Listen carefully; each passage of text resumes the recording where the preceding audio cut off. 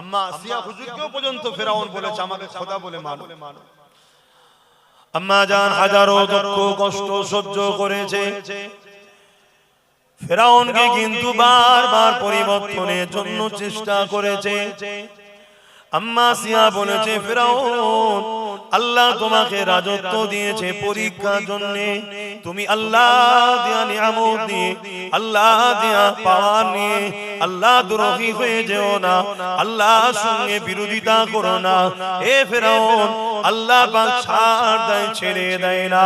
কিন্তু ফেরাউন ক্ষমতা জোরে এত অন্ধ হয়ে গিয়েছিল, আম্মা আসিয়ার উপরে অনেক জুলুম করেছিল। প্রথমে আম্মা আসিয়াকে অনেক লোভ লালসা দিয়েছে। আম্মা আসিয়াকে বলেছে আসিয়া রে আমাকে খোদা বলে মেনে নে, তোকে আমি রাজপ্রাসাদে মতির মহল তৈরি করে দেবো, তোকে রাজপ্রাসাদে অনেক চাকর চাকরানি দিয়ে দেবো। এ আসিয়া আমাকে খোদা বলে মেনে নে। আম্মা আসিয়া একটাই কথা বলেছে, আমি তেনাকে খোদা বলে মানি যিনি তোমাকে আমাকে সৃষ্টি করেছে। আমি তো আপনাদের এলাকায় ছোটবেলায় কত সাইকেলে করে ঘুরেছি সব আশপাশে।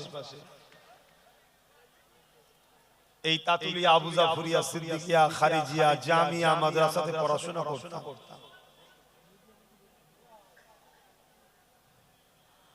এসব এলাকায় সব সাইকেলে করে ঘুরেছি। হয়তো সবাইকে চিনতে পারবো না, অনেক দিনের কথা, বাও নানা করে 16-17 বছর, আর বেশি তো কম নয়। তো যাই হোক, সেই জায়গায় আজকে আবার এখানে মনে হচ্ছে তো আরেকবার জলসা করেছি, তাই না? তাই যাই হোক, আল্লাহ পাক আবার নিয়ে এসেছেন। দুটো কথা বলবো। বিষয়টা হলো এটা, আমাদেরকে দুটো জিনিস করতে হবে, একটা হলো ঈমান আর একটা হলো আমল। আমলটা হলো ভালো কাজ, ঈমানটা হলো আপনি ভর্তি হলেন। উদাহরণ যদি দিই, যেমন কোন প্রতিষ্ঠানে ভর্তি আপনাকে হতে হয়, তারপরে তো আপনি পড়াশোনা করবেন। যে কোনো কাজে আগে তো চাকরি পেতে হয়, তারপর তো ডিউটি করবেন। আগে ঈমান, তারপরে ডিউটি হলো নামাজ, রোজা, হজ, যাকাত, দান, খায়রা, ভালো ভালো কাজ। তো ঈমানটা হলো আল্লাহ রাসূলকে রাসূল জেনে, জানের থেকে বেশি ভালোবেসে আদবের সাথে অন্তর থেকে মেনে নেওয়া, এটা হলো ঈমান। জোরে বলুন সুবহানাল্লাহ। আল্লাহ যুগে যুগে পরীক্ষা নিয়েছে। অনেক নবী আলাইহিমুস সালাম যারা এসেছিলেন তেনাদেরকেও পরীক্ষা নিয়েছে। আমাদেরকেও আল্লাহ পরীক্ষা নেবে। এই পরীক্ষাতে আমাদেরকে ধৈর্য ধরে সবর ইখতিয়ার করে হিকমার সাথে চলে আল্লাহ ও রাসূল যাতে খুশি সেই রাস্তায় থাকতে হবে। দুটো রাস্তা, একটা রহমানের আর একটা হলো ইবলিস শয়তানের। রহমানের রাস্তা চলা যখন শুরু হয় কাঁটার উপর দিয়ে, বড় কষ্ট, কিন্তু একটা দিন আল্লাহর রহমত আপনাকে ঘিরে নেবে। যেদিন আপনি আল্লাহর প্রেমে কাঁটার উপর দিয়ে চলবেন, কষ্ট হবে, তাও আল্লাহ ও রাসূল ছাড়বেন না। একটা দিন আমার আল্লাহ আপনার পরীক্ষা নেওয়া হয়ে যাবে, আপনাকে তার রহমত দিয়ে ঘিরে নেবে, আর কোনো দিনের জন্য কষ্ট আপনার জীবনে থাকবে না। জোরে বলুন সুবহানাল্লাহ। আরেকটা রাস্তা হলো ইবলিস শয়তানের রাস্তা। ওই রাস্তায় চলে যখন মানুষ ফুলের উপর দিয়ে, বড় ভালো লাগে, কিন্তু কিছুদিন যাওয়ার পর এমন অন্ধকার তাকে ঘিরে ফেলে, ওই অন্ধকার থেকে আর কোনোদিন সে বেরোতে পারে না। জিল্লাত, আযাব, কষ্ট, বেদনাদায়ক, অপমান, লাঞ্ছিত, অপদস্থ হতেই থাকবে, দুনিয়া আখিরাত তার বরবাদ। এই হলো দুটো রাস্তা। রহমানের রাস্তায় যারা চলেছে আল্লাহ তাদেরকে পরীক্ষা নিয়েছে, যে তোমরা আমাকে ভালোবাসো, বিপদ না এলে তো প্রেমিক বোঝা যায় না, আল্লাহ পরীক্ষা নিয়েছে। ইতিহাসের মধ্যে আছে এই জমিনের উপর একটা রাজা ছিল, ফেরাউন নাম তার। আল্লাহ তাকে রাজত্ব দিয়েছিল, আল্লাহ তাকে মিশরের রাজা বানিয়ে পরীক্ষা নিয়েছে, কিন্তু সে আল্লাহ দেয়া নিয়ামত পেয়ে, রাজত্ব পেয়ে আল্লাহ দুশমন তৈরি হয়ে আল্লাহর বিরুদ্ধে চলে যায়, নিজেকে আনা রব্বুকুমুল আলা, নিজেকে বড় খোদা দাবি করেছিল। অপরদিকে আল্লাহ ওই ফেরাউনেরই রাজবাড়িতে একজনকে আল্লাহ কাজের মানুষ গরিব বানিয়েছিল। কাউকে আল্লাহ ধনী করে পরীক্ষা নেয়, কাউকে গরিব করে পরীক্ষা নেয়, কাউকে রাজত্ব দিয়ে পরীক্ষা নেয়, কাউকে ভিখারি করে পরীক্ষা নেয়। একদিকে ফেরাউনকে আল্লাহ রাজত্ব দিল, ওর উচিত ছিল আল্লাহকে আরো বেশি ভালোবাসা, যে আল্লাহ আমাকে এত কিছু দিয়েছে, কিন্তু সে অহংকারে পড়ে আল্লাহর বিরুদ্ধে চলে গেল। এমন বিরোধী করলো, লাস্টে নিজেকে খোদা পর্যন্ত দাবি করলো। আল্লাহ তাকেও ধ্বংস করেছে না করেনি? ছাড় আল্লাহ দেয়, ছেড়ে কিন্তু দেয় না। আজও সে মিশরের পিরামিডে পড়ে আছে। দুনিয়াকে আল্লাহ আজও দেখাচ্ছে, এ দুনিয়ার জালিমেরা, এ দুনিয়ার বাদশা নেতারা, আমি আল্লাহ দিই, কিন্তু তোরা যদি খুশ নসিব হোস, তাহলে আমার দিয়া নিয়ামত নিয়ে আমার পক্ষে থাক, জুলুম করিস না, অন্যায় করিস না। আমি আল্লাহ দিয়েছি, আমার পক্ষেই থাক, মানুষের সেবা কর, ন্যায়ের পক্ষে থাক, ইনসাফ কর, ইনসানিয়াত দেখা, তাহলে পরকালেও আবার রাজত্ব জান্নাত দেব। জোরে বলুন সুবহানাল্লাহ। আজ যদি আমার দিয়া নিয়ামত পেয়ে দুনিয়ায় জুলুম করিস, অত্যাচার করিস, আমাকে ভুলে যাস, আমার নাফরমানি করিস, মনে রাখবি আমি আল্লাহ ছাড় দিচ্ছি তোকে পরীক্ষার জন্য। একটা দিন আমি পর্যন্ত তোকে ছেড়ে দেবো, তারপরে কিন্তু আমি আল্লাহ পাকড়াও করব। আর আমি যখন পাকড়াও করি, পৃথিবীর রাজা নমরুদকে খোঁড়া মশা দিয়ে তাকে মেরেছি আমি আল্লাহ। কেমন করে? তারই গোলামের হাতে, তারই খাদেমের হাতে জুতোর মার খেতে খেতে তাকে আমি বেউজ্জতির মরণ দিয়েছি। বলুন আল্লাহু আকবার। সবাই জবান খুলে বলুন আল্লাহু আকবার। আল্লাহ সবথেকে বড়। সেই ফেরাউনেরই ঘরে একজন মহিলা ছিলেন, যার নাম হলো হযরতে মাসাত্তা। আল্লাহ তিনাকেও পরীক্ষা নিয়েছে। এক তো গরিব করেছে, তিনটে পুত্র সন্তান দিয়েছে, আবার স্বামী হারা। ফেরাউনের ঘরে কাজ কাম করে, ওর বিনিময়ে ফেরাউন কিছু দেয়, ওই ওসিলাতে তার সংসার চলে। কিভাবে পরীক্ষা নিচ্ছে দেখুন। একে এত কিছু করেছে, এ খোদা বিদ্বেষী হয়ে গেল। আর আম্মা মাসাত্তা এত অভাব, এত গরিব, স্বামী নেই, তিনটে সন্তান, তথাপিও তিনি আল্লাহর প্রেমিক ছিলেন। জোরে বলুন সুবহানাল্লাহ। শুধু প্রেমিক, জাতা প্রেমিক নয়। আজ থেকে কিছু কম বেশি 4000 বছর আগের ওয়াকিয়া আজও তোমাদের পীরগাছায়, দরগা দরবারে, তলাতে, ময়দানেতে তিনার আলোচনা আমিও করছি, জবানান মুজাদ্দিদের খুন হয়ে, নবী বংশের আওলাদ হয়ে, এবং তোমরাও শুনছো। কেন? আল্লাহ ওয়াদা করেছে, যারা আমার হয়ে যায় আমি আল্লাহ কুল কায়নাতকে তাদের করে দিই। জোরে বলুন সুবহানাল্লাহ। দেখো, তার সাথে না আমাদের কারো রক্তের সম্পর্ক আছে, না আমাদের কেউ আত্মীয় হয়, কিন্তু না, তিনি আল্লাহর হয়েছে, তাই আমাদেরকেও আল্লাহ তার করে দিচ্ছে। দেখুন, তার আলোচনা আপনারা শোনার জন্য বসেছেন, আর আমি আলোচনা করছি। প্রতিদিন কাজ কাম করে, আল্লাহকে মানে, আল্লাহকে ভালোবাসে, গোপনে গোপনে আল্লাহকে সেজদা দেয়। কেন? জালিম জেনে ফেললে মারবে। আজকেও যেমন জালিমরা মুসলমানদের উপরে জুলুম করছে না, করে? অনেক জায়গায় মুসলমানকে ধরে মারতে মারতে মারতে মারতে মেরে ফেলছে। আমার দেশে তো হচ্ছে, আমার রাজ্যেও শুরু হয়েছে। সেদিন ইসলামের কথা, মুসা নবীর কথা, তাওহীদের কথা প্রকাশ্য বলার উপায় ছিল না। ফেরাউন তাদেরকে মেরে ফেলতো। যে ফেরাউনকে খোদা বলে মানবে না, ফেরাউন তাকে জেলে দিত, ফেরাউন তাকে বেতের আঘাত দিত, ফেরাউন তাকে সুলির উপরে চাপিয়ে মেরে ফেলতো। এ যুবক, তুমি আমি যদি আজ না জাগি, তোমার আমার ছেলেদের পিরিয়ডটা কিন্তু এরকমই আসতে চলেছে। জোর জবরদস্তি এদেরকে বেঈমান বানানো হবে। এখন তো ঘুর পথে বেঈমান করছে, গান দে, যাত্রা দে, ফাংশন দে, মেলা দে, রেশনের মাধ্যম দিয়ে প্রসাদ খাওয়া, ঘুরিয়ে ঘুরিয়ে আমাদেরকে এখন কাফের বানাচ্ছে। তবুও যারা মুমিন হবার তারা তবু ঈমানটার বেঁচিয়ে দূরে থাকার সুযোগ পাচ্ছে। কিন্তু আমরা যদি এখন না জাগি তাহলে আমাদের বাচ্চাদের উপরে কিন্তু জোর জবরদস্তি করা হবে যে কোরআন মানা যাবে না, হাদিস মানা যাবে না, আল্লাহকে মানা যাবে না, রাসূলকে মানা যাবে না। যেমন অনেক মুসলমানকে জোর করে ধরে গোবর খাওয়াচ্ছে, দেখেছেন? অনেক মুসলমানকে ধরে নানা রকম স্লোগান দিওয়াচ্ছে। ছোট্ট একটা বাচ্চা, একদল বাচ্চাকে ধরেছে, তাদেরকে ধরে মারছে। তার মধ্যে একটা বাচ্চা মার খেয়ে আল্লাহ বলে উঠেছে। আহা, রক্ত ভালো, আল্লাহ বলে উঠেছে, তাকে মারছে আর বলছে আল্লাহ ডাকছিস। দেখেছেন তো সোশ্যাল মিডিয়া? তো এইটা প্রকাশ্য আম ভাবে এখন হয়নি। যারা এই কাজ করছে তাদের পিছনে আজকের ফেরাউন শাসকগুলো সাথ দিচ্ছে, কিন্তু আম ভাবে নয় যে চালা আমরা আছি, কিছু হয়ে গেলে যদি তোদেরকে ধরতে হয় ধরবো, হালকা কেস দেবো, জামিন হয়ে চলে যাবে। কিন্তু কালকে সরকারি ভাবে প্রকাশ্য হবে যদি তুমি আমি না জাগি। তোমার আমার গাফলতির কারণে এই ক্ষতি কিন্তু আগামী দিন হবে।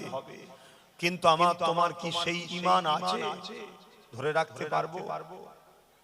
হযরতে আম্মা জান মা সাত্তা হুজুর একদিন ফেরাউনের দরবারে কাজ করতে করতে কোন জিনিস হাত থেকে পড়ে গেছে, উনি সেটাকে তুলছে বিসমিল্লাহ বলে। আর ফেরাউনের কাছে কেউ এটা দেখে খবরটা দিয়ে দিয়েছে, জাহাপানা আপনার দরবারে যে থাকে, আপনার ঘরে যে কাজ করে, সেই মা সাত্তা আপনাকে কিন্তু খোদা বলে মানে না। সে মুসা যে আল্লাহর কথা বলে তাকে মানে। শুধু মা সাত্তা আম্মা নয়, ফেরাউনের স্ত্রী ছিল আম্মা জান আসিয়া হুজুর, তিনিও কিন্তু ফেরাউনকে খোদা বলে মানত না। তিনি আল্লাহর নেক বান্দি ছিলেন। জোরে বলুন সুবহানাল্লাহ। অ্যাকচুয়ালি ফেরাউনের সঙ্গে আম্মা আসিয়ার বিবাহের ব্যাপারটা একটু ছোট করে বলে দিই। আম্মা আসিয়ার কাছে, আম্মা আসিয়ার আব্বার কাছে ফেরাউনের বাপ এসেছিল, এসে বলেছিল যে আসিয়ার নাম চারিদিকে ছড়িয়ে গেছে, আসিয়া খুব ভালো নারী, নেকবাখ, পর্দা নিশিনা, পবিত্রা নারী, তাই আমার ছেলে ফেরাউন তো বড় বদমাইশ, যদি তোমার মেয়ের সঙ্গে বিবাহ দাও আর যদি তোমার মেয়ের পাল্লায় পড়ে আমার ছেলেটা ভালো হয়ে যায়। এজন্য ফেরাউনের বাপ কিন্তু ভালো ছিল, এই নিয়েতে এসেছিল। কিন্তু ফেরাউন এত খারাপ ছিল, তাই ফেরাউনের কথা শুনে আম্মা আসিয়ার আব্বা বললেন না, আমার মেয়ের সঙ্গে তোমার ছেলের বিবাহ দেব না। কিন্তু আম্মা আসিয়া পর্দার মধ্যে থেকে আওয়াজটা শুনেছিল। ফেরাউনের আব্বা চলে যাবার পর আম্মা আসিয়া বললেন, আব্বা কেন রাজি হলেন না? তার বাপের ইরাদা যদি ছেলেটা ভালো হয়, তা আমার ওসিলায় যদি আল্লাহর একটা বান্দা ভালো হয়ে যায়, আমি আসিয়া রাজি আছি। জোরে বলুন সুবহানাল্লাহ। তখন কিন্তু ফেরাউন মিশরের রাজা হয়নি, তখন ওই ছোটখাটো বদনাচোর টাইপের গুন্ডা ছিল। আমাদের ছোটখাটো পাড়ায় মস্তান আছে তো নাকি, এরা পরবর্তীতে আবার নেতা হয়, এমএলএ হয়, এমপি হয়। এখন যেমন হচ্ছে চোরেরাই সব এমপি। এই রকম যারা ছোটখাটো প্রথম বদমাইশি করেছে, তখন ফেরাউন এরকম ছোটখাটো বদমাইশ ছিল। তা আম্মা আসিয়া হুজুর যখন রাজি হলো, বাপও বড় খুশি হলো, যাক আমার মেয়ে কত নিকবাক। তা ডেকে বিবাহ দেয়। বিয়ার পরে ফেরাউন পুরো ভালো হয়ে গেছিল। ফেরাউন আম্মা আসিয়া হুজুরের সোহবতে এসে, একটা প্রবাদ বাক্য আছে, নারী যদি ভালো হয় স্বামী ভালো হয়। তা আল্লাহ কারে ভালো হয়ে গিয়েছিল। কিন্তু ফেরাউনের কিছু বন্ধু ছিল, সেই বন্ধুরা যখন দেখছে যে ফেরাউন আমাদের তো সাথ দিচ্ছে না, আর ফেরাউন ছিল পয়সাওয়ালা, খরচ করত, তো ফেরাউন যদি আমাদেরকে ইগনোর করে, সাথ না দেয়, তাহলে তো আমাদের ভালোভাবে চলবে না। এজন্য একদিন ফেরাউনের কানে তার বন্ধুরা ঢুকালো, দেখো ফেরাউন, তুমি আসিয়ার জন্য বন্ধু ছেড়ে দিচ্ছ, আমরা কত বাড়ি থেকে মেয়েদেরকে তুলে নিয়ে যে তার সতীতা নষ্ট করেছি, নাউজুবিল্লাহ। তারা ফেরাউনের কানে ঢুকাচ্ছে, আসিয়া যে কোনসা ভালো মেয়ের মানে কি আছে, ওর তো সতীতা খারাপ হতে পারে, বলো নাউজুবিল্লাহ। সন্দেহ ঢুকিয়ে দিল, যেই ঢুকিয়ে দিল ফেরাউন খারাপ হয়ে গেল, আবার খারাপ হয়ে গেল। এবার খারাপ হতে হতে এত খারাপ হলো খোদা পর্যন্ত দাবি করে ফেলল। তা আম্মা আসিয়া হুজুরের উপরেও ফেরাউন কিন্তু অনেক জুলুম করেছে, অনেক জুলুম করেছে। আজকে আমাদেরও সংসারে অনেক মা আছে, তার ঘরের স্বামী অনেক জালিম আছে, অনেক জালিম আছে, খুব জুলুম করে স্ত্রীদের উপরে। এগুলো করবেন না। দিনের বিরুদ্ধে কোনো কাজ স্ত্রীকে পেশাদ দিয়ে করাবেন না। অনেক স্ত্রী আছে ভালো, তারা বাইরে বেরোতে চায় না, তারা হারাম জিনিস নিতে চায় না, কিন্তু অনেক স্বামী আছে এই বেঁধে অজ করতে কষ্ট হচ্ছে, এভাবে অজ হয়। কিন্তু কি করবো বলেন, ঠান্ডাও লাগছে, থাকে ওদের এখনো হই হই হচ্ছে, কি করবে, জায়গা পায় না, এইটুকু জায়গায় করেছে কি করে হবে। এখানে রেখে দেন, রেখে দেন।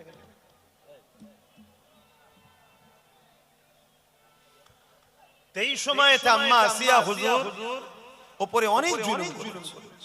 আম্মা আসিয়া হুজুরকেও পর্যন্ত ফেরাউন বলেছে আমাকে খোদা বলে মানো। আম্মা জান হাজারো দুঃখ কষ্ট সহ্য করেছে, ফেরাউনকে কিন্তু বারবার পরিবর্তনের জন্য চেষ্টা করেছে। আম্মা আসিয়া বলেছে ফেরাউন, আল্লাহ তোমাকে রাজত্ব দিয়েছে পরীক্ষার জন্য, তুমি আল্লাহ দেয়া নিয়ামত নিয়ে, আল্লাহ দেয়া পাওয়ার নিয়ে আল্লাহ দ্রোহী হয়ে যেও না, আল্লাহর সঙ্গে বিরোধিতা করো না। এ ফেরাউন, আল্লাহ পাক ছাড় দেয়, ছেড়ে দেয় না। কিন্তু ফেরাউন ক্ষমতা জোরে এত অন্ধ হয়ে গিয়েছিল, আম্মা আসিয়ার উপরে অনেক জুলুম করেছিল। প্রথমে আম্মা আসিয়াকে অনেক লোভ লালসা দিয়েছে। আম্মা আসিয়াকে বলেছে, আসিয়া রে, আমাকে খোদা বলে মেনে নে, তোকে আমি রাজপ্রাসাদে মতির মহল তৈরি করে দেবো, তোকে রাজপ্রাসাদে অনেক চাকর চাকরানি দিয়ে দেবো। এ আসিয়া, আমাকে খোদা বলে মেনে নে। আম্মা আসিয়া একটাই কথা বলেছে, আমি তেনাকে খোদা বলে মানি যিনি তোমাকে আমাকে সৃষ্টি করেছে। জালিম কিছুতেই শুনতে না, কিছুতেই শুনতে চাই না। এ নওজওয়ানেরা, এ আমার যুবকেরা, এ আমার আব্বা জানেরা, সেই পরীক্ষা তো আল্লাহ আমাদেরকে নাইনে, যে পরীক্ষা আল্লাহ আম্মা আসিয়াকে নিয়েছে, যে পরীক্ষা আল্লাহ সাহাবা হুজুরদেরকে নিয়েছে। আল্লাহ নবীর একজন সাহাবী ছিলেন হযরত খুবাইব, হযরত খাব্বাব রাদিয়াল্লাহু তাআলা আনহু, তিনাকে আল্লাহ কত পরীক্ষা নিয়েছেন। দেখো, ইসলামের প্রথম সময়ে তিনি আল্লাহকে আল্লাহ বলে, নবীকে রাসূল বলে, ইমানে নূরে কালেমা পড়ে ইসলামের মধ্যে আসে, ইমানে নূরে কালেমা পড়ে মুসলমান হয়ে যায়। এই খবরটা মক্কার আবু জেহেলের কাছে চলে যায়, উতবা সাইবা আবু লাহাব উমাইয়ার কাছে চলে যায়। তারা হযরত খুবাইব খাব্বাব রাদিয়াল্লাহু তাআলা আনকে বন্দী করে বলেছিল, এ খাব্বাব, শুনলাম নাকি তুমি মুহাম্মদ রাসূলকে রাসূল বলে, আল্লাহকে আল্লাহ বলে, ইমানে নূরে কালেমা পড়ে মুহাম্মদ রাসূলুল্লাহ দলে চলে গেছো, তুমি নাকি মুহাম্মদ রাসূলুল্লাহ সাথ দিয়েছো। হযরত খুবাইব হুজুর দেখছে, হযরত খাব্বাব হুজুর দেখছে, আমি যদি মিথ্যা কথা বলি আমার আল্লাহ আমার উপরে নারাজ হয়ে যাবে, আর সত্য কথা যদি বলি এ জালিমরা আমাকে জানে পর্যন্ত মেরে দিতে পারে। এ যুবকেরা, হযরত খাব্বাব রাদিয়াল্লাহু তাআলা তিনি তখন নিজে থেকে ইরাদা করে নিলেন, ঈমান কেমন ছিল দেখে, আল্লাহ ও রাসূলের উপরে মহব্বত কেমন ছিল দেখে। হযরত খাব্বাব হুজুর বলতে লেগেছে, আমি ইরাদা করে নিলাম আমার জীবন দিয়ে আমি পছন্দ করি মিথ্যা বলে আল্লাহকে নারাজ করতে রাজি নয়। একটা মিথ্যা বলতে চাইছে না, জান দিতেও রাজি, আর আমরা খুশি হয়ে আর কি করতে করতে মিথ্যা বলি।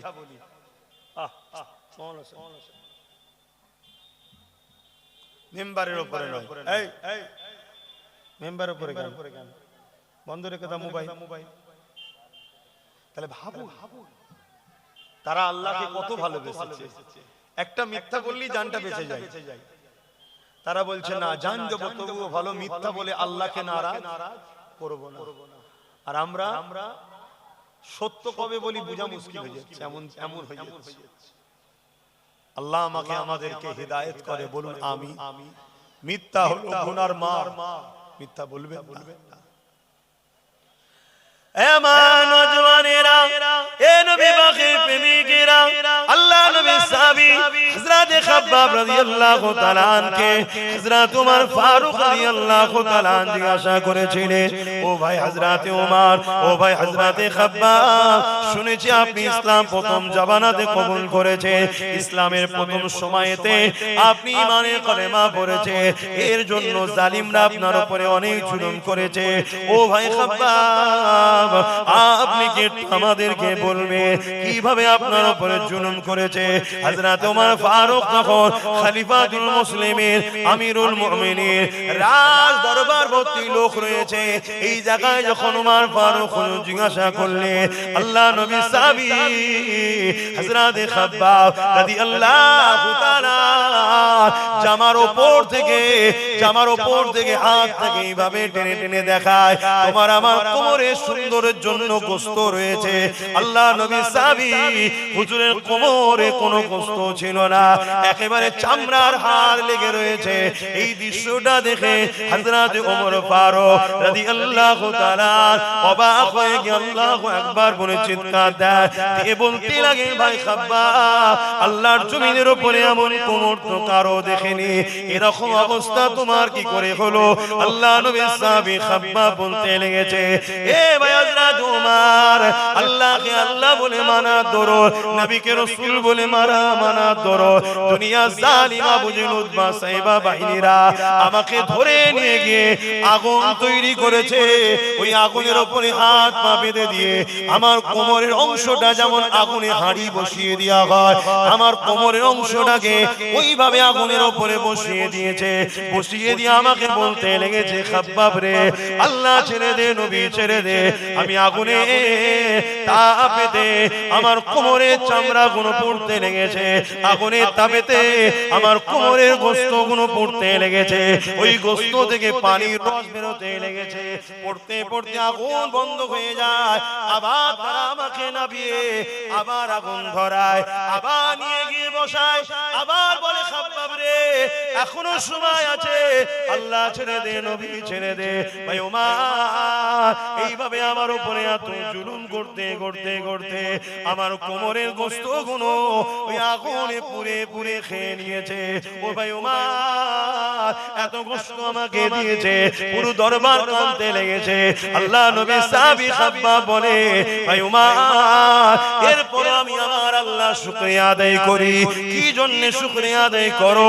এত কষ্ট দেওয়ার পরও আমার আল্লাহ আমাকে তার থেকে, তার হাবিব থেকে সরিয়ে দেয় রে। এত কষ্ট সহ্য করার পরও আল্লাহ আমার ঈমানকে হেফাজত করেছে। আমি খাব্বাব তাদের কথাতে আমি আল্লাহ ও রাসূলকে ভুলে যাইনি। আরো জোরে বলুন সুবহানাল্লাহ।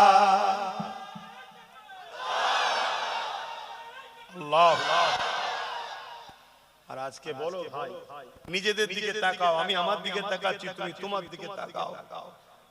ঠান্ডায় ফজর বেলা উঠতে পারছে না, উজু করতে পারছে না। আমার দিকে তোমার দিকে যে যার দিকে তাকাও, যে তুমি আমি ইচ্ছা করে নামাজগুলো কাজা করছি। আমার তোমার দিকে তাকাও, আমি তুমি ইচ্ছা করে গান, যাত্রা, ফাংশন, মেলা নিয়ে ব্যস্ত। এদিকে আমার মসজিদ, মাদ্রাসা, কবরস্থান, ঈদগাহকে ভেঙে দেওয়া হচ্ছে। কাল এই পীরের জায়গা দখল করে নেওয়া হবে। ভাবো ভাবো, আল্লাহ তোমাকে আমাকে ছেড়ে দেবে মনে হচ্ছে? কত কষ্টের পরে এই জায়গায় ইসলাম এসেছে, কত কষ্টের পরে এই জায়গায় কোন পীর এসেছিল, তার জায়গা অবদান রয়েছে, সেখানে ইসলামের প্রচার করেছে। তারপরে তো তুমি আমি মুসলমান হয়েছি। উপরন্তু তুমি আমি দিনের উপকার ছেড়ে দিয়ে তোমার আমার সংখ্যাটা আজকে এমন হয়ে গেছে, তুমি আমি যার পক্ষে দাঁড়াই সে ক্ষমতায় আসে, আর আমি তাদেরকে ক্ষমতায় তুমি আমি বারবার নিয়ে আসছি, যারা তোমার আমার ক্ষমতায় দিনের দুশ্মনী করছে, ক্ষতিও করছে। বলো ভুল বলা হচ্ছে? তাহলে আমরা দিনের উপকার করলাম না, উপরন্ত দিনের দুশমনের সাথে দিনের দুশমনকে শক্তিশালী করে দিনকে মিটায়। আমার নওজওয়ানেরা তরুণেরা আল্লাহ পাক ছাড় দিয়েছে তোমাকে আমাকে, ছেড়ে দেয়নি গো। আল্লাহ একটা দিন রেখেছে, ওই দিনে তোমাকে আমাকে উঠাবে, ওই দিনে তোমার আমার হিসাবটা নেওয়া হবে। যে দিনটা সূরা জুমা আল্লাহ পাক জানাচ্ছে 68 নম্বর আয়াতে সুম্মা নুফিকা উখরা ফাইযা হুম কিয়ামুন ইয়ানজিরুন, ওটা হলো ময়দানে মাশর। ওই দিনেতে আল্লাহ পাক তোমাকে আমাকে উঠাবে, ওই দিনেতে আল্লাহ তোমার আমার কাছ থেকে হিসাবটা নেবে। ওরে আমার বান্দারে, হাত দিয়েছিলাম আমি, এই হাত দিয়ে আমার জন্য কি করেছি বল। ওরে আমার বান্দা বান্দিরে, পা দিয়েছিলাম আমি, এই পা দিয়ে আমার দিনের রাস্তায় চলেছিস কি বল। ওরে আমার বান্দা বান্দিরে, আমি আল্লাহ পাক তোদেরকে তাকত দিয়েছিলাম, তোদেরকে ক্ষমতা দিয়েছিলাম, তোদের শরীরে বল দিয়েছিলাম। বল বান্দা, আমি আল্লাহ আমার দিনের জন্য ক্ষমতাকে কাজে লাগিয়েছিলিস কি বল। এ যুবকেরা তরুণেরা বাপেরা মনে রাখবেন, আল্লাহ ছাড় দিয়েছে বলে তোমাকে আমাকে ছেড়ে দিয়েছে এটা মনে করো না। আল্লাহ একটা দিন রেখেছে, ওই দিনে তোমার আমার হিসাবটা নেবে। বান্দা আমার দিয়ে হাত দিয়ে এই জন্য দিয়েছিলাম গরিবদেরকে সাহায্য করবে, আমি আল্লাহ হাত দিয়েছিলাম হালাল ইনকাম করবে, আমি আল্লাহ হাত দিয়েছিলাম এতিম গরিব মিসকিন বিধবাদের সাহায্য করবে, আমি আল্লাহ হাত দিয়েছিলাম এই হাত দিয়ে আমার কোরআনকে ধরবি, আমি আল্লাহ হাত দিয়েছিলাম এই হাত দিয়ে আমি আল্লাহ আমার কাছে তোদের প্রয়োজনের জন্য দোয়া চাইবে। ওরে আমার বান্দা বান্দিরে, আমি আল্লাহ হাত তোদেরকে দিয়েছি মসজিদ বানাবার জন্য, আমি আল্লাহ হাত দিয়েছি মসজিদের দুশমনদের বিরুদ্ধে লড়াই করার জন্য, আমি আল্লাহ হাত দিয়েছি মাদ্রাসা বানাবার জন্য, আমি আল্লাহ হাত দিয়েছি মাদ্রাসা যারা মিটাতে আসবে তাদের বিরুদ্ধে লড়াই করার জন্য, আমি আল্লাহ হাত দিয়েছিলাম। এরে আমার বান্দা বান্দিরে, ইনসাফ নাই সত্য ইসলামে ঝান্ডাকে ধরবি, তা না করে বান্দা তোরা আমার দিয়ে হাত দিয়ে ইসলামের দুশমনদের ঝান্ডাকে বইছে। আজকে দিনে তোদেরকে বাঁচাবার কে আছে বল? কি জবাব দেব সেদিন? আমার কথা মাইকার আওয়াজে বুঝতে পারছেন? আমি সবাইকে জিজ্ঞেস করছি, বুঝতে পারছেন? ভাবো ভাই, ভাবো ভাবো। এই জন্যই তো মাহফিল গুলো করা হয়, যে ভুল হয়ে যায় আলোচনা করো, বারবার শুনে শুনে যদি পরিবর্তন হয়। গতকালকেই আমি এখান থেকে যাচ্ছিলাম, তোমরা সম্ভবত গজলের কোন অনুষ্ঠান রেখেছি, আমি জানি না যারা গজল গাইতে এসেছিল, তবে এটা জানি গজলের নামে ইসলামকে ধ্বংস করতে একদল লোক আবার নেমেছে। গতকাল কি কারা ছিল আমি জানি না, কেন আমি তো রানিং এ যাই। কথা বুঝে একটু দেরি হয়ে গেলে নোয়েলটি ছেড়ে দেবে, জামে পড়ে যাবো, তাই নেবে খাওয়া দাওয়ার কোনো খেয়াল থাকে না, তাড়াতাড়ি চল, কেন ঘুমোতে হবে, রেস্ট নিতে হবে, ফজর বেলা উঠতে হবে। আল্লাহ দিয়েছে, আল্লাহ মিটিয়েও দিতে পারে, তাহলে আল্লাহকে তো স্মরণ রাখতে হবে। কিন্তু এটা বলবো, গজলের নামে আজকাল ইসলামকে ধ্বংস করতে একদল লোক বেরিয়েছে। অনেক গজল হচ্ছে দেখছি, সেই গজলের মঞ্চটাকে মেম্বারটাকে ফাংশনের মেম্বারের মতো করে ফেলছে, হাসছে, এ আর কি করছে, টনটিটকিরি করছে। আবার অনেক জায়গায় দেখছি মেয়ে ছেলে পর্যন্ত স্টেজে উঠে পড়ছে। আমি জানি না ঘটনা ছিল কারা। যারা শরিয়ত সম্মত ভাবে গজল গাইবে, অবশ্যই গজল ভালো জিনিস, এতে নবীর প্রেম পয়দা হয়, রাসূলুল্লাহর পক্ষে নাত হবে, আল্লাহর পক্ষে হাম হবে, ভালো জিনিস, খারাপ কি আছে? কিন্তু ওই গুণকে সামনে রেখে একদল ইসলামের চক্রান্তকারীরা ইসলামকে আবার মিটাচ্ছে, এটাকেও আমাদের হুঁশ রাখা দরকার।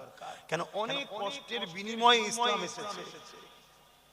যদি সাহাবা হুজুর এই কষ্ট সহ্য করতে না পারে ছেড়ে দিত, ইসলাম পেতেন আপনারা? ইসলাম বল, তারা জীবন পর্যন্ত দিয়ে দিয়েছে, কিন্তু ইসলাম ছাড়েনি।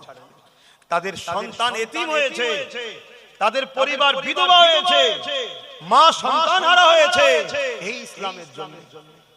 আজকে সেই ইসলামকে খেলা করলে ইসলামের যদি উপকার করতে নাও পারেন, মাথায় তো রাখা দরকার আমার দ্বারা ক্ষতি না হয়ে যায়। জলসা মাহফিল যদি দিতে নাও পারি, কমসে কম জলসা দিয়ে যেন ইসলাম বিরোধী কাজ না করে ফেলি, এটাও তো মাথায় রাখা দরকার। কারণ আজকাল অনেক জায়গায় জলসা হয় মেলার মতো, বিভিন্ন ফাংশন, দোকান, লাগদ্দুন্না, মনোহারি, আরো কি না বসে, অনেক জায়গায় হয় না। এটা কি ইসলামের উপকার হচ্ছে মনে হয়? অবাধে ছেলে মেয়ে একসাথে ঘুরছে, চোখের জেনা, কানের জেনা, নফসের জেনা, কত জেনা হচ্ছে না? তাহলে ধর্ম জেনা শিখায় না, জেনা থেকে রুকায়। ধর্মের নামে যদি জেনা করা হয় তাহলে আল্লাহ ছেড়ে দেবে? কি গো বলবেন তো ছেড়ে দেবে? তাতে মনে হয় জলসা যদি নাও দিত মনে হয় ধরা পড়তো না। অনেক কষ্টের বিনিময়ে ইসলাম। এমনও দিন গেছে আল্লাহ নবী তিন দিন পেটে পাথর বেঁধে কাটিয়েছে। এমনও দিন গেছে আল্লাহ নবী জালিমদের জুলুমে পাহাড়ে পর্যন্ত চলে যেতে হয়েছে। এমনও দিন গেছে আল্লাহ নবীকে নিজের মাতৃভূমি ছেড়ে দিয়ে আসি মদিনায় চলে যেতে হয়েছে। কি জন্যে? আমার রাসূলুল্লাহ দ্বীনের কথা বলেছে, আমার নবী পাক ইনসাফের কথা বলেছে, আমার নবী পাক মানবতার কথা বলেছে, আমার নবী পাক গরিবের পক্ষে কথা বলেছে, আমার নবী পাক এতিমের কথা বলেছে, আমার নবী পাক বিধবার কথা বলেছে, আমার নবী পাক এক আল্লাহকে মানার কথা বলেছে। এই জন্য মক্কার মুশরিক জালিমরা আমার রাসূলুল্লাহর উপরে কত জুলুম করেছে। এই যুবকেরা এই দিনের জন্য আল্লাহ নবী উহুদের ময়দানেতে দান্দা মুবারক খানা শহীদ হয়ে গেছে। এ উম্মতে মুহাম্মাদি, তোমার মধ্যে যদি রাসূলুল্লাহর প্রেম থাকে তবেই তো তুমি ঈমানদার, তবেই তো তুমি জান্নাতি।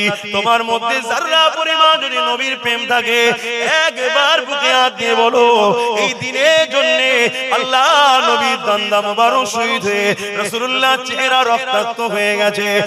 একবার বলো তোমার রাসূলুল্লাহ এই দিনের জন্য তাইফের জমিনে মার খেয়ে অজ্ঞান চৈতন্য হয়ে রক্তাক্ত হয়ে পড়েছিল। একবারও কি তোমার দিলে ব্যথা হয় না? একবারও কি তোমার মন সাড়া দেয় না? একবারও কি তোমার দিল কাঁদে না? আরে আমার রাসূলুল্লাহ এই দিনের জন্য কত কষ্ট করেছে।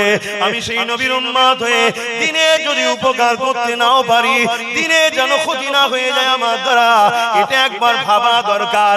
উম্মত হিসাবে তোমার আমার আছে না নাই? আমি মাঝে মাঝে দাদা হুজুরের মাজারে যখন যাই, আগে তো প্রায় যেতাম, আগে রোজ যেতাম। এখন তো দুয়া পেয়ে গেছি, ওই জন্য অত যেতে পারিনি, এত ব্যস্ত হয়ে গেছি যাওয়ার সময়। মাঝে মাঝে যখন ঘরে ফিরি তখন মনে হয় যে কি ব্যাপার, বেটা কি রাগ করলো নাকি, আর যেতে পারছি না কেন, এত ব্যস্ত হয়ে গেছি। আজকেও জলসা তাড়াহুড়ো করে কোন রকম ভাবে ছুটে এসে প্রথম জলসা ধরলাম। মানে বেলা তো ছোট রে বাবা।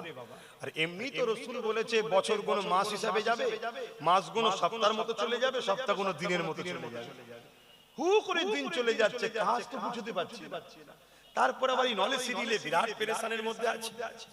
নতুন করে আবার দ্বিতীয় বছরে ছেলেরা ভর্তি হচ্ছে, আরো বিল্ডিং এর কাজ হচ্ছে, সবগুলো দেখতে হয়।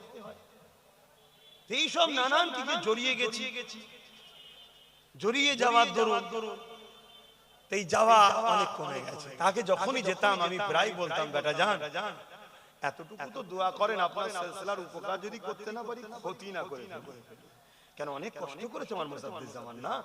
এখন তো এরা সাজানো বাগানে ফল খেচ্ছি। কি কিন্তু আমার দাদা হুজুর তখন এই বাংলায় এসেছিল, তখন কি মুসলমান ছিল?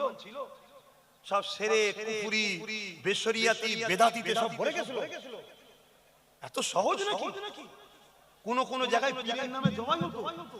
দাদা হুজুর বলতে গেছে, দাদা হুজুরকে মারতে ছুটেছে। তুমি জানো ফুরফুরা শরীফের চাষিদান হুজুরের ওখানে আগে সব ঢোল তবলা সব কাওয়ালি হতো। দাদা হুজুর বলতে গেছিল বলে লাঠি তুলেছে। এসব ইতিহাস জানো না? ওই অবস্থায় দাদা হুজুর রহমাতুল্লাহ আলাইহি আস্তে আস্তে পিছর চৌড়া আগাচ্ছে। ওই অবস্থায় হুজুর ঘরে চলে এসেছে। লাস্টে এত পিছনে লাগলো, দাদা হুজুরও আমার নবীর এই সুন্নতটা পালন করেছে। মক্কা ছেড়ে রাসূল হিজরত করে ইয়াসরি, দাদা হুজুর ফুরফুরা শরীফ ছেড়ে রাসূলুল্লাহর গোলাম নবীর সুন্নত পালন করে দোকে চলে গেল। তারপরে এদের আল্লাহর মাফ শুরু হয়ে গেল। হয়ে যাবার পর আবার যে ক্ষমা টমা চেয়েছে, চাওয়ার পরে আবার এসেছিলেন হুজুর। আমি যেটা বুঝাতে চাইছি, এমনি এমনি হয়ে যায় না। কত মাজার ছিল, যেসব মাজারে ছেলে মেয়ে একসাথে নাচ হতো, দাদা হুজুর বন্ধ করেছে, এসব ইতিহাস তো আলোচনাও হয় না, তোমরাও জানো না। তো যাক, ও কোনো দরবারে গেলে আলোচনা করলে আরো বেশি ভালো লাগবে, কারণ এখানে অনেক ধরনের মাইন্ডের লোক থাকে, তো এই জন্য আমি চেষ্টা করি রসুলের আলোচনাটা বেশি করে করব। কেন রসুল তো সবার নাকি, আর যে রসুল মানে না তার সাথে তো সম্পর্ক রেখেও লাভ নাই। তুমি হয়তো আমার পীরকে না মানলো, তোমার অন্য পীর থাকতে পারে, আমার মুর্শিদকে না মানলো তোমার অন্য মুর্শিদ থাকতে পারে, আমার শায়েখকে না মানলো তোমার অন্য শায়েখ থাকতে পারে, আমার আমিরকে না মানলো তোমার অন্য আমির থাকতে পারে, কিন্তু তুমি যে আমিরই হও, যে মুর্শিদেরই হও, রাসূলুল্লাহ তো হতেই হবে নাকি। তবে বাংলার মানুষ এতটুকু জেনে রেখে দিও, তোমরা ইসলাম পেয়েছো দাদা হুজুরের ওসিলায়, জোরে বলুন সুবহানাল্লাহ।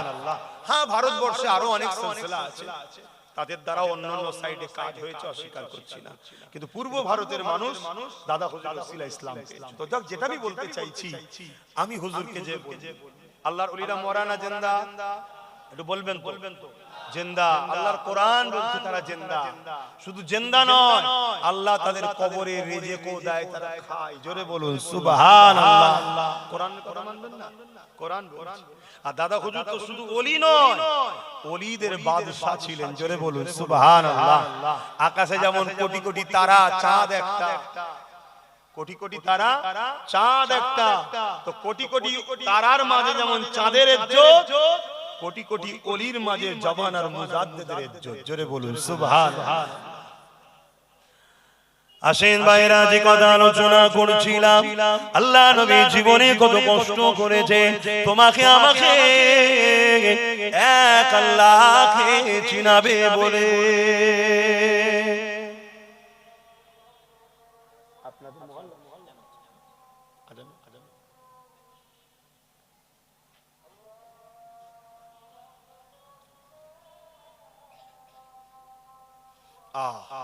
এই যে আজান শুনছো, কাল এটা শুনতে পাবে না, তোমার আমার গাফলতির জন্য, তোমার আমার ভুলের জন্য।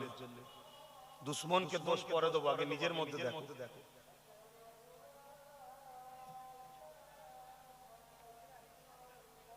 আশহাদু আল্লা ইলাহা ইল্লাল্লাহ,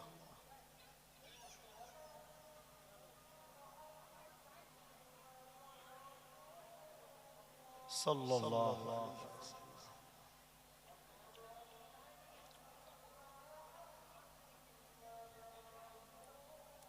সাল্লাল্লাহু আলাইহি ওয়াসাল্লাম, কুররাতু আইনি বিকা ইয়া রাসূলুল্লাহ।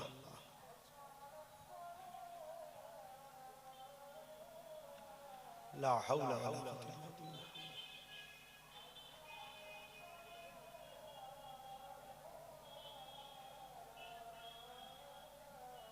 লা হাওলা ওয়ালা কুওয়াতা।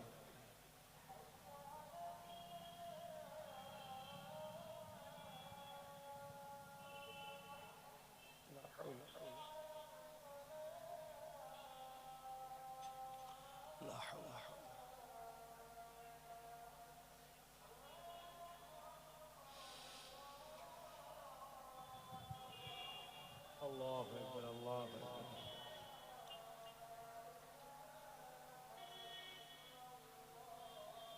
اللهم رب هذه الدعوة التامة والصلاة وآت محمد الوسيلة الفضيلة الدرجة الرفيعة وصوم مقام محمد الذي وعدته وارزقنا الشفاعة إنك لا تخلف الميعاد. درود الشريف اللهم صل على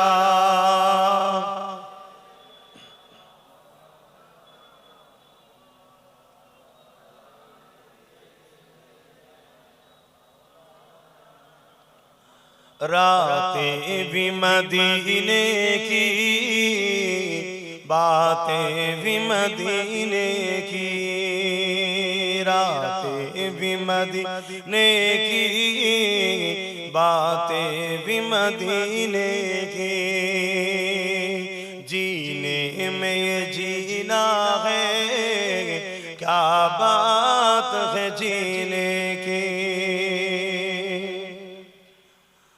अरसा हो तैबा की जिस गलियों से गुजरे, अरसा हो तैबा की जिस गलियों से गुजरे, इस वक्त भी गलियों से खुशबू है पसीने की।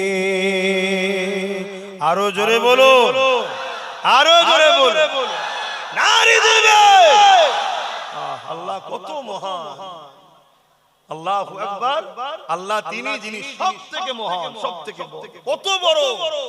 তিনি তিনার বন্ধুকে এত নিয়ামত আলা বানিয়েছে যে আমার নবীর শরীরের ঘাম থেকে মুশকে আম্বারের থেকেও বেশি খুশবু বেরোতো। জোরে বলুন সুবহানাল্লাহ। 1450-1500 বছর কম বেশি হলো আমার রাসূল মক্কা মদিনা তায়েফের যেসব রাস্তা অলিতে গলিতে ঘুরেছে, আজও সেখানে গেলে আমার রাসূলুল্লাহর পাসিনার খুশবু পাওয়া যায়। জোরে বলুন সুবহানাল্লাহ। আল্লাহু আকবার। কি নিয়ামত আল্লাহ বানিয়েছে। तारीफ के लायक जब अल्फाज नहीं मिलते, तारीफ के लायक जब अल्फाज नहीं मिलते, तारीफ करे कोई किस तरह मदीने की, तारीफ करे कोई किस तरह मदीने की, रातें भी मदीने की, बातें भी मदीने की, जीने में ये जीना है, क्या बात है जीने की।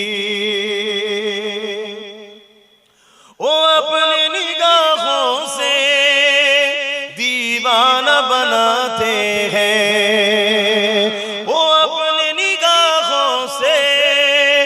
मस्ताना बनाते हैं, जहमत भी नहीं देते मैं खार को पीने की, जहमत भी नहीं देते मैं खार को पीने की, रातें भी मदीने की, बातें भी मदीने की, जीने में ये जीना है, क्या बात है जीने की।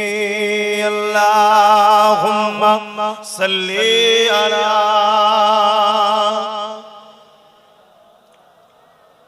वला आली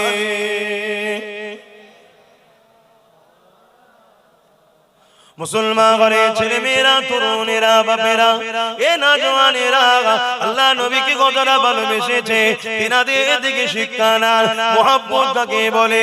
এ নওজওয়ানেরা আল্লাহ নবীর সাহাবী হযরত খুবাইব রাদিয়াল্লাহু তাআলা হুজুরকে খ্রিস্টান বাদশারা বন্দী করলো। বন্দী করে নিয়ে গিয়ে তিনা সাথীদের ঘরে একের পর এক ছুরিতে চাপিয়ে শহীদ করে দিতে লেগেছে। হযরত খুবাইব হুজুরকে বলতে লেগেছে, এ খুবাইব রে, আমাদের কথাকে মেনে নাও। এ খুবাইব, তুমি আমাদের দিকে চলে আসো, তাহলে তোমাকে রাজত্বর ভাগ দেওয়া হবে, এমন করে সুন্দর নারীর সঙ্গে নিকাহ দেওয়া হবে। এ খুবাইব জানটাও বেঁচে যাবে, না হয় তোমার সাথীদের মতো তোমাকেও শহীদ করে দেওয়া হবে।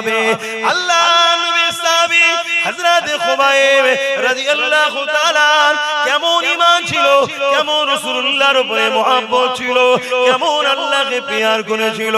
হযরত খুবাইব হুজুর বলতে লাগলে, এই জালিম খ্রিস্টান বাদশা শুধু রেখে দে, আমরা মুহাম্মদ রাসূলুল্লাহর গোলাম, আমরা মুহাম্মদ রাসূলকে মাননেওয়ালা, আমরা আমাদের জীবন দেয়া পছন্দ করি, আল্লাহ ও রাসূলকে ছাড়া পছন্দ করি না।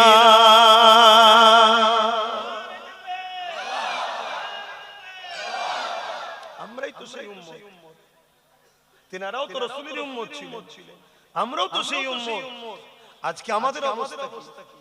এক কাপ চায়ে তো উম্মত বিক্রি হয়ে যাচ্ছে, 500,000 টাকা তো উম্মত বিক্রি হয়ে যাচ্ছে। ভাবো, আর আমাদের কাঁধের উপরে বন্দুক রেখে জালিমরা আমার ইসলামকে গুলি করছে, আমার রাসূলুল্লাহর শানে গুস্তাখি করছে, আমার কোরআনের শানে গুস্তাখি করছে, আর আমরা তাদেরকে কাঁধ দিয়েছি ব্যবহার করো। আল্লাহ ছেড়ে দেবে আমাদেরকে? মনে রেখে দিও, ইসলামকে মিটাবার চেষ্টা যুগে যুগে অনেক জালিম করেছে, যারাই করেছে আল্লাহ তাদের সঙ্গে দুই ধরনের ব্যবহার করেছে। এক ফেরাউন নমরুদের মতো মিটিয়ে দিয়েছে, আর না হয় ওমর ফারুকের মতো দ্বীনের খাদেম বানিয়ে দিয়েছে। জোরে বলুন সুবহানাল্লাহ। কিন্তু ইসলামকে কেউ মিটাতে পারেনি, আর আগামী তো জোরে বলুন। কিন্তু যে জিনিস মিটান নয় তার সাথে যদি আমরা জুড়ে থাকি আমরাও মিটবো না, আর আমরা যদি আলাগ হয়ে থাকি আমরা মিটে যাব, ইসলাম রয়ে যাবে। আপনার যদি ধারণা হয় যে আমরা চলে গেলে তাহলে ইসলাম মানবে কে, এটাই তো জালিমদের ধারণা। এজন্য তোমাদেরকে আমাকে ইসলাম থেকে সরাচ্ছে। তারা ভাবছে এদেরকে সরিয়ে দিয়ে ইসলাম শেষ হয়ে যাবে। জালিমরা জানে না বাবরি মসজিদে যে প্রথম আঘাত করেছিল আল্লাহ তাকেই ঈমানের কলেমা পড়িয়ে 100টা মসজিদ তার দ্বারা করাচ্ছে। বলুন সুবহানাল্লাহ। জালিমরা জানে না যে বুশ বলেছিল আমেরিকা ইসলাম রাখবো না, সেই বুশের কন্যাকেই আল্লাহ ইসলাম কবুল করিয়ে কোরআনের হাফেজা বানিয়ে দিয়েছে। জোরে বলুন সুবহানাল্লাহ। তুমি আমি যদি মনে করি আমরা চলে গেলে ইসলাম চলে যাবে, এটা ধারণা ভুল।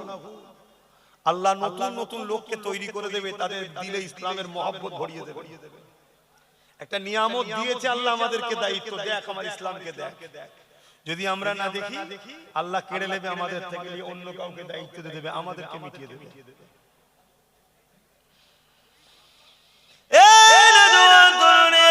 আল্লাহ তোমাকে আমাকে এই জমিনের উপরে পাঠিয়েছে খলিফা করে প্রতিনিধিত্ব করার জন্য। তোমার আমার কাজ হলো আল্লাহর জমিনে আল্লাহকে সিজদা যেমন দেব, এই জমিনের উপরে অন্যায় দেখলে তার বিরুদ্ধে লড়াই করব, এই জমিনের উপরে রোজা রাখবো, এই জমিনের উপরে এতিমদের উপরে কেউ জুলুম করলে এতিমদের পক্ষে দাঁড়িয়ে জালিমদের বিরুদ্ধে লড়াই করব। তোমার আমার কাজ হলো মালদা যদি আল্লাহ করে কাবা শরীফে গিয়ে যেমন হাজির হয়ে আসবো, তেমনি ঠিক এই জমিনের উপরে নারীদের উপরে কেউ জুলুম করলে তাদের বিরুদ্ধে লড়াই করে নারীদেরকে আজাদ করে দেবো। এটাও আল্লাহ আমাদেরকে ডিউটি দিয়েছে। মনে রাখবেন, কুনতুম খায়রা উম্মাতিন উখরিজাত লিন-নাস তা'মুরুনা বিল মা'রুফ ওয়া তানহাউনা আনিল মুনকার। আল্লাহ পাক আমাদেরকে দুটো কাজ দিয়েছে, শুধু ভালো কাজ করার কথা বলেনি, আল্লাহ পাক বলেছে অন্যায়কে মিটিয়ে দাও, নাই কাজ ভালো কাজ করো। একদিকে যেমন ভালো কাজ করতে হবে, অপরদিকে অন্যায়কে মিটাতে হবে। এই দুটো কাজ আল্লাহ আমাদেরকে দিয়েছে। কেউ যদি ভালো কাজ করে, অন্যায় বিরোধী না করে, কিয়ামতের দিনে আল্লাহ বাবাকে নাজাত দেবে না গো। কেন? অন্যায় করা, অন্যায় বিরোধী না করা, চুপ থাকা অন্যায় দেখে মূলত অন্যায়কেই সাপোর্ট করা। যদি অন্যায় বিরোধী না করা যদি দিনের কাজ হতো, ভালো কাজ করলি শুধু কামিয়াবি হয়ে যেত, তাহলে ইমাম হুসাইন পাকের মতো তিনার কি দরকার ছিল জালিম এজিদের বিরোধী করা? এ নওজওয়ানেরা, দিনকে বুঝতে শেখো। আল্লাহ আমাদেরকে দুটো কাজ দিয়েছে। এই জমিনের উপরে আল্লাহ আমাদেরকে শ্রেষ্ঠ উম্মত করেছে, খায়রুল উম্মাহ, শ্রেষ্ঠ উম্মত করেছে। কেননা আমাদের কাজ হলো অন্যায়কে মিটিয়ে আল্লাহর জমিনে নাই প্রতিষ্ঠিত করা। এটা কি আমার রাসূল করেন? আমার নবী লড়াই করেছে না করেন? ধর্মের বিরুদ্ধে? আমার নবী কোন ধর্মের বিরুদ্ধে লড়াই করেছে? জালিমরা ধর্মের বিরুদ্ধে লড়াই করে, আমার নবী কোন ধর্মের বিরুদ্ধে লড়াই করে? আমার নবী জালিমদের বিরুদ্ধে লড়াই করেছে, মুসলিমদের হয়ে। আর মুসলিমের কি ধর্ম ছিল ওটা আমার রাসূল দেখেনি। মুসলিমের পাশে দাঁড়িয়েছে। মুসলিম আমার নবীর মানবতা, সততা, ইনসানিয়াত, ইনসাফ দেখে তারা আমার রাসূলের উপরে ফিদা হয়েছে। আখলাক, চরিত্র দেখে রাসূলুল্লাহকে সত্য মেনে নিয়ে ঈমানের কালেমা বলে ইসলাম কবুল করেছে। জোরে বলুন সুবহানাল্লাহ। কিন্তু আমার রাসূল লড়াই করেছে কোন ধর্মের বিরুদ্ধে নয়, জালিমদের বিরুদ্ধে। তাহলে নবীর উম্মত জালিমদের বিরুদ্ধে লড়াইয়ের দরকার আছে না? লড়াই করি না, জালিমের সাথ দিই। যারা জালিমের সাথ দাও কত বড় অন্যায় কাজ। আল্লাহ নবীর কথা বলছিলাম, এই দিনের জন্য রাসূলুল্লাহ তায়েফে জমিনে রক্তাক্ত হয়েছে, এই দিনের জন্য রাসূলুল্লাহ মাতৃভূমি মক্কা ছেড়ে দিয়ে ইয়াসরিব মদিনায় চলে যেতে হয়েছে। নবীর উম্মত হয়ে সেই দিনের উপরে দয়া কোথায় তোমার আমার, নবীর উম্মত হয়ে সেই দিনের উপরে মহব্বত তোমার আমার কোথায়? এ নওজওয়ান তরুণেরা বাপেরা, আমাকে তোমাকে আমাকে জানতে হবে। আল্লাহ পাক তোমাকে আমাকে বিভিন্ন দিক দিয়ে পরীক্ষা নেবে। যে কথা বলতে গিয়ে প্রথমে চলে গেলাম, হযরতে মা সাত্তাম্মাকে পরীক্ষা নিয়েছিল। হযরতে মা সাত্তাম্মার কথাটা বলেনি, যখনই ফিরাউনের কানে খবর চলে গেল মা সাত্তাম্মা আর মুসা নবী যে আল্লাহর প্রচার করে সেই আল্লাহকে মানে, আমি ফিরাউন আমাকে মানে না। ওই সময় ফিরাউন কি করলো? হযরতে মা সাত্তাকে ডাক দিল, এ মা সাত্তা রে, শুনলাম তুমি নাকি আমাকে খোদা বলে মানো না, তুমি নাকি মুসা যে খোদার প্রচার করছে সেই খোদাকে মানো। হযরতে মা সাত্তা চিন্তা করছে, আমি যদি সত্য কথা বলি এই জালিম আমাকে জানে মেরে দেবে। আমার স্বামী নাই, তিনটে ছোট ছোট বাচ্চা রয়েছে, মারা গেলে এই বাচ্চাদের কি হবে? আর যদি আমি মিথ্যা বলি, আমার আল্লাহ পাক মিথ্যা কথা বলতে নিষেধ করেছে, আমি কেমন আল্লাহকে মানলাম, আল্লাহর কথা মান্য করব? হযরতে মা সাত্তাও ঠিক করে নিল, আমার জান চলে যাবে, আমার বাচ্চাদেরকে তিনি দেখবে যিনি হলেন আল্লাহ। আমার থেকে অনেক বেশি অভিভাবক গার্জেন হলেন আমাদের আল্লাহ।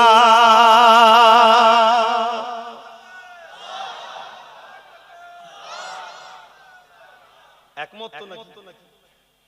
বাপের থেকে অনেক বেশি বড় গার্জেন, অনেক বড় গার্জেন আল্লাহ নয়? জোরে বলো।